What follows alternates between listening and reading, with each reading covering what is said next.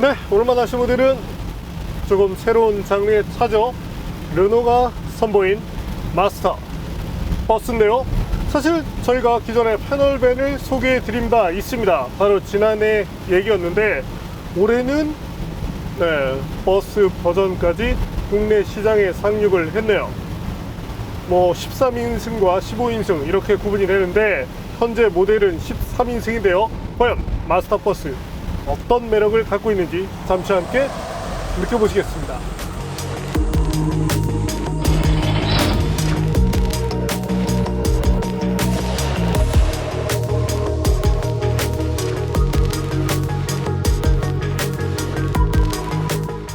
르노가 마스터 밴에 이어 버스도 출시했습니다. 13인승과 15인승으로 구분되는데요. 사전 계약을 통해 500대 이상 판매됐을 정도로 인기가 좋습니다. 디자인은 익숙합니다. 전면부는 마스터 특징 모두가 담겨 있는데 날카롭고 커다란 헤드램프 디자인이 눈길을 끌죠. 차이는 측면에서 두드러집니다. 패널밴은 옆면이 막혀 있어서 다소 답답해 보였죠. 길이도 조금 짧았습니다. 버스는 더 길고 창문도 많이 추가됐습니다. 보다 시원스러워 보이죠? 길이는 13인승 모델이 약 5.5m, 15인승 모델이 6.2m입니다. 다른 경쟁 모델과 달리 마스터는 앞바퀴 굴림 방식입니다. 덕분에 운전석 뒷부분부터 설계의 자유도가 높아졌습니다. 후면부에 자리한 도어는 양쪽으로 열리는 방식입니다. 열리는 각도를 조절할 수 있다는 점도 좋네요.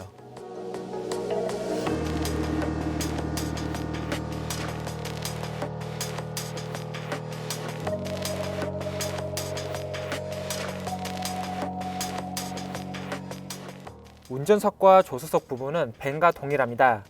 운전을 위한 최소한의 구성만 갖추고 있고 수납 공간은 다양하게 만들었습니다. 센터 패시아 모니터는 화질과 난반사 개선이 필요합니다. 센터 패시아 상단에는 무시동 히터가 장착되는데요. 엔진을 작동시키지 않고 따뜻한 바람을 만들어낼 수 있습니다. 연료를 사용하기는 해도 시동을 걸어 놓는 것 대비 10분의 1 수준이고 배출가스를 비롯해 소음 진동이 매우 적다는 점이 장점입니다. 버스니까 뒷좌석은 시트로 채워졌죠. 송풍구는 위편에 자리합니다. 차체 길이가 제한적이다 보니 매우 넓지는 않지만 그렇다고 부족하지도 않네요.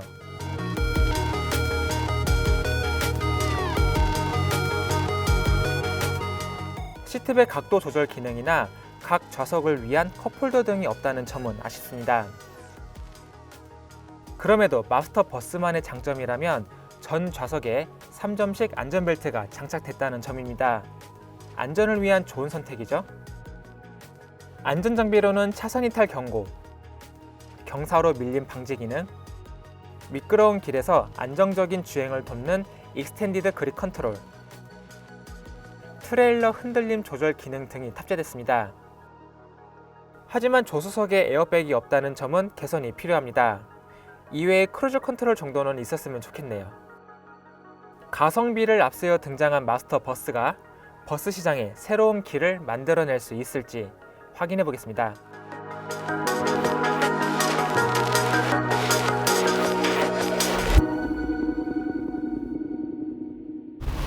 네, 앞서 보신 것처럼 이제 구성적으로 봤을 때 조금 투박하고 좀 단순하고 이런 것들이 눈에 띄죠.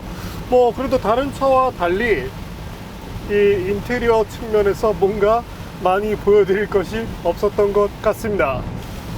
대신 상당히 많은 그런 의자를 갖고 있는 것이 특징인데, 제 개인적으로는 이제 시트백 각도가 약간은 누워있는 느낌이기 때문에 잠을 청할 때는 좋지만 조금 더 조절이 되면 좋을 것 같지 않나 싶긴 하네요.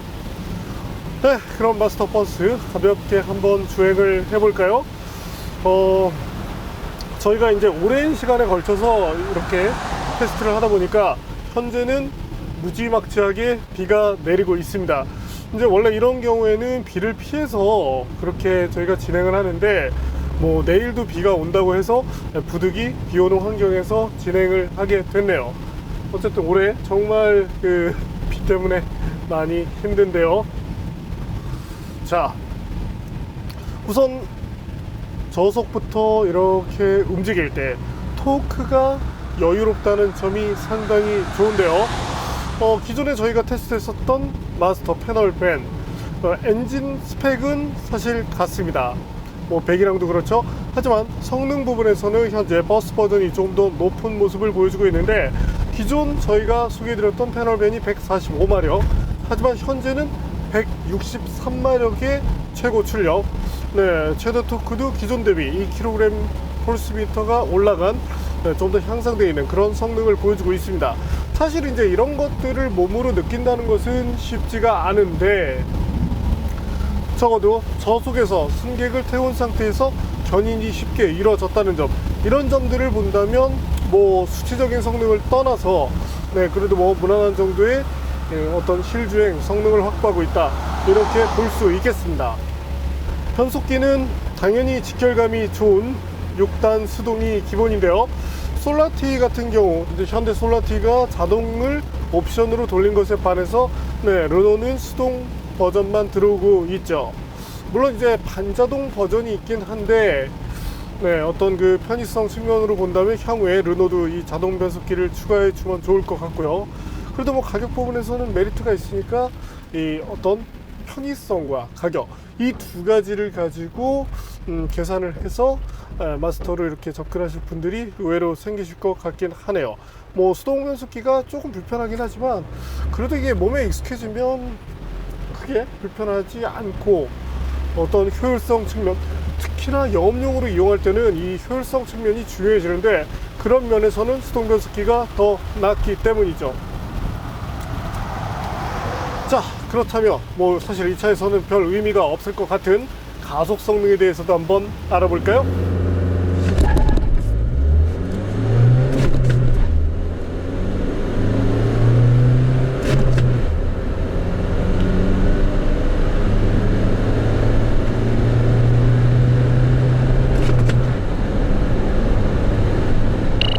네, 저희가 테스트한 결과 그래도 꼴찌는 아닌데요. 저희가 갖고 있는 데이터에서 꼴찌를 했던 차는 기아차였습니다. 그것도 네, 경차 이제 레이였는데, 현재 마스터 기존의 패널밴과 비교를 한다면 분명히 늦습니다. 뭐 이제 1초 안쪽으로 늦긴 한데, 뭐 사실 체감적으로 이렇게 달리고 있을 때 부족함을 느끼지는 못하기 때문에 이 차의 본질적인 부분에 맞춰서, 네, 선택을 하셨다면 뭐 성능 때문에 후회하실 일은 없으실 것으로 예상을 하게 되네요.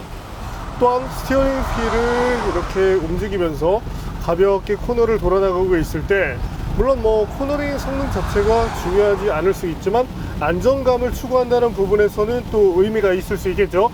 그런 측면에서도 네, 충분히 좋은 모습을 보여줍니다.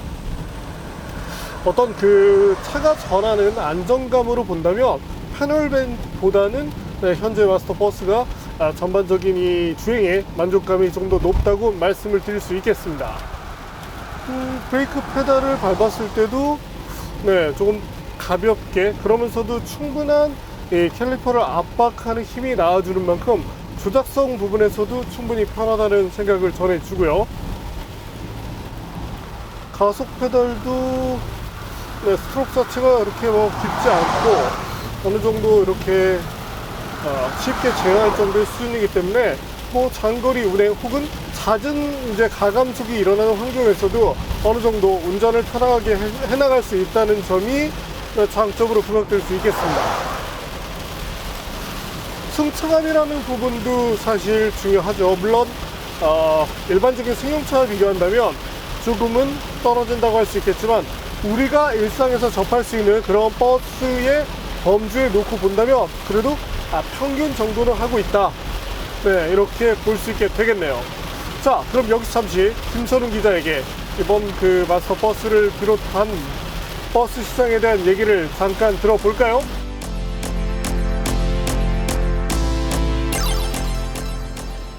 네, 그럼 버스 시장에 대해서 설명해 드리겠습니다. 지금까지 국내 운수업체는 한 브랜드의 버스만 독점적으로 계약해야 한다는 그런 관례가 있었는데요. 예를 들어서 A 회사는 현대, B회사는 대우버스만 운영했던 시기였습니다. 물론 모두 다 그렇다는 것은 아니지만 그래왔기 때문에 제조사 입장에서는 영업 능력이 상당히 중요한 요소로 꼽히기도 했습니다. 대형 운수회사라면 버스가 비싸더라도 충분히 구입할 수 있는 여력이 되죠. 하지만 개인 사업자라면 상황이 달라집니다. 자동차 구입에 너무 많은 금액을 투자하면 나머지 여력이 부족해지기 때문에 상당히 부담스러울 수밖에 없겠죠. 때문에 자동차 구입에서 가격이 상당히 중요한 요소로 꼽힙니다. 지금까지 11인승 미만의 다인승 승용차는 현대 스타렉스나 기아, 카니발이 대부분의 시장 수요를 흡수했습니다. 그 윗급으로 가면 현대 카운티, 자일대우의 레스티가 꼽히는데요. 하지만 이들 차량은 개인이 사용하기엔 너무나도 컸고 가격도 6천만원 이상으로 상당히 비쌌습니다. 그 중간에 위치하는 것이 바로 현대 솔라티, 르노 마스터, 벤츠 스프린터 버스인데요. 먼저 벤츠 스프린터는 논외로 치겠습니다. 가격이 적게는 7천만원에서 많게는 1억 원 이상으로 상당히 비싼 편이고 추구하는 시장도 다릅니다. 그럼 현대 솔라티와 르노 마스터가 남죠. 가격부터 비교해 볼까요? 네, 현대 솔라티가 상당히 비싸 보입니다. 하지만 현대 솔라티에도 나름의 이유가 있는데요. 개발 과정부터 경쟁 모델을 벤츠 스프린터를 꼽았기 때문이라고 합니다. 그래도 상당히 비싸죠. 네, 결국 마스터 버스만 남았습니다. 현대 스타렉스와 카운티 중간의 역할을 하는 유일한 모델인데요. 가격이 저렴할 뿐만 아니라 다인승차 환경에서도 유리한 면이 많기 때문에 학원가나 마을버스를 이용하기에 충분하다고 생각이 됩니다. 여기서 한 가지 재미난 사실이 있는데요. 어린이용 통학버스로 활용되는 마스터 버스는 3점식 안전벨트가 2점식 안전벨트로 개조가 되고 있습니다. 그것도 수백만 원의 거금을 들여서 말이죠. 이유는 국내법상의 문제입니다. 사실 완전한 영유아가 아닌 이상 일반적인 어린이도 부스터 시트만 있으면 일반 3점식 안전벨트를 사용할 수 있는데요. 네, 관련법 개정이 필요해 보이죠?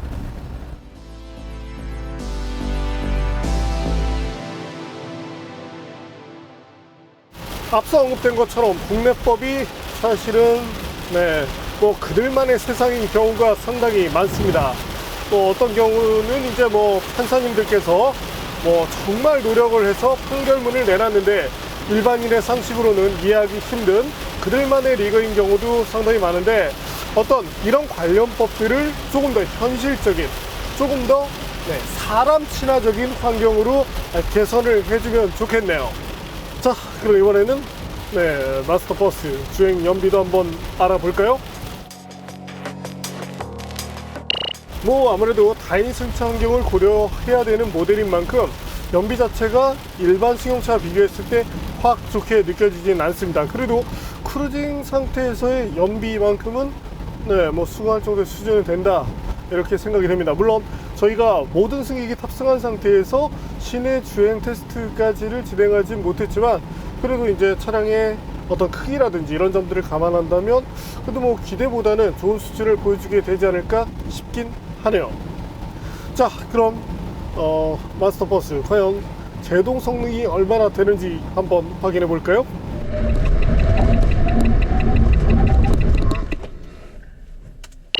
현재 보시는 것처럼 제동 거리는 기존의 패널 밴보다도 많이 늘어난 모습을 보여줍니다.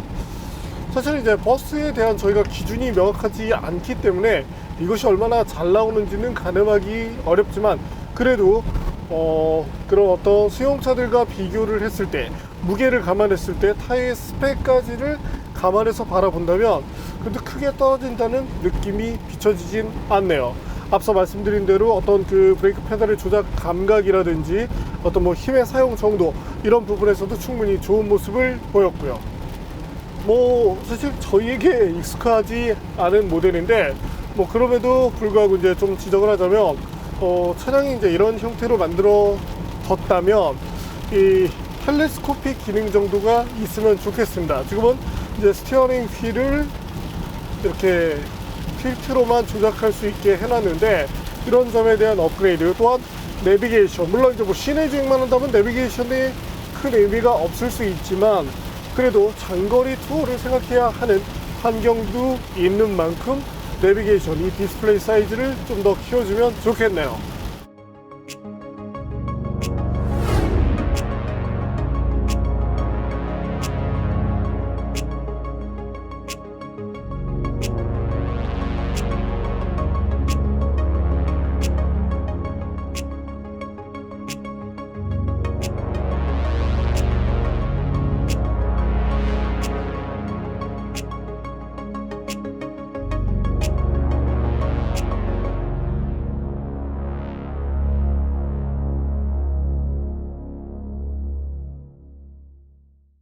네, 오늘 만난 마스터 버스 13인승 모델인데 사실 일상에서 주행할 때 별다른 어려움이 없었습니다.